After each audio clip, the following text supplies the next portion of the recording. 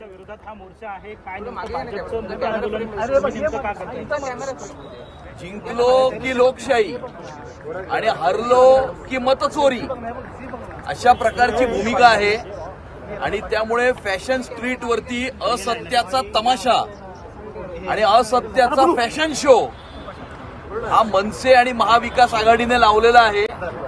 याच्यापेक्षा महाराष्ट्राच्या जनतेने यांना का घरी पाठवलं याची जर कारणमीमांसा केली असती तर त्यांच्याकरता आणि त्यांच्या पक्षाकरता बरं झालं असतं, परंतु तशी कारणमीमांसा करायची नाही आणि रडीचा डाव खेळायचा आणि स्थानिक स्वराज्य संस्थांच्या निवडणुकीमध्ये महाराष्ट्राच्या जनतेने ऑलरेडी निर्णय केलेला आहे, यांना घरी पाठवण्याचा निर्णय केला आहे।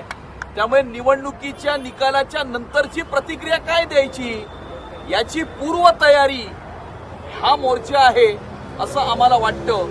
त्यामुळे हा तमाशा आणि रडीचा डाव आहे, याच्यापेक्षा जास्त काही नाही। तर या मोर्चामध्ये कुठेतरी फूट पडल्याचं पाहायला मिळतंय। काँग्रेसचे नेते आता शेवटच्या टप्प्यात सामील होत आहेत, मात्र सुरुवातीपासून काँग्रेस अलिप्त दिसून आल्यामुळे काँग्रेसचे नेते सामील होत आहेत, पण काँग्रेसचे प्रदेशाध्यक्ष किंवा मुंबईच्या अध्यक्षा या सामील होत आहेत की नाही सामील होत आहेत याच्यावरती प्रश्नचिन्ह आहे।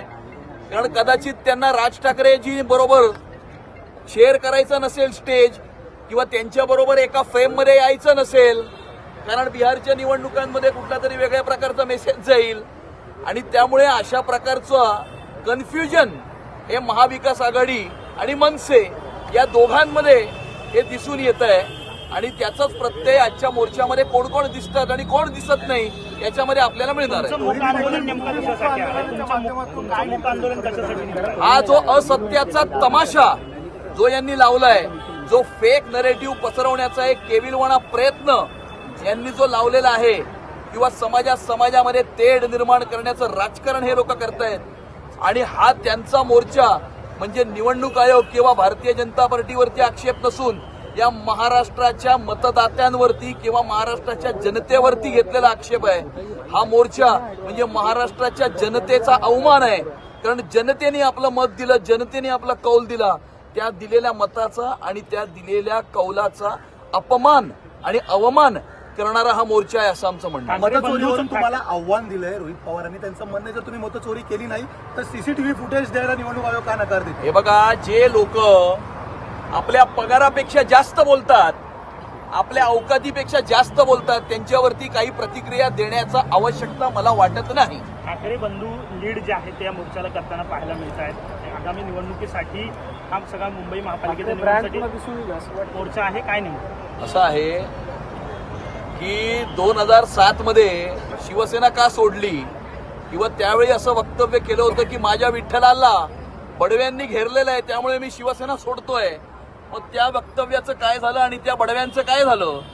एकमेकांची तोंड गेली 20 वर्ष पाहिले नाही, परंतु आपलं संपलेलं राजकारण पुन्हा एकदा जिवंत करण्याकरता केलेला हा केविलवाणा प्रयत्न आहे आणि मुंबईकरांना याच्यामध्ये काही इंटरेस्ट नाही। याच्यामध्ये मुंबईकर हा ब्रँड आहे, मुंबई हे आंतरराष्ट्रीय दर्जाचं ब्रँड आहे, याच्यापेक्षा मोठा दुसरा कुठला ब्रँड नाही। मुंबई या सगळ्या मोर्चामध्ये जे नेते सामील झाले आहेत त्यांचं असं मत आहे की आम्ही निवडणूक आयोगाला प्रश्न विचारतोय, भाजप का उत्तर देतं असा एक सवाल ते उपस्थित असं आहे की हा प्रश्न जो विचारलाय ना तो महाराष्ट्राच्या जनतेला विचारलेला प्रश्न आहे।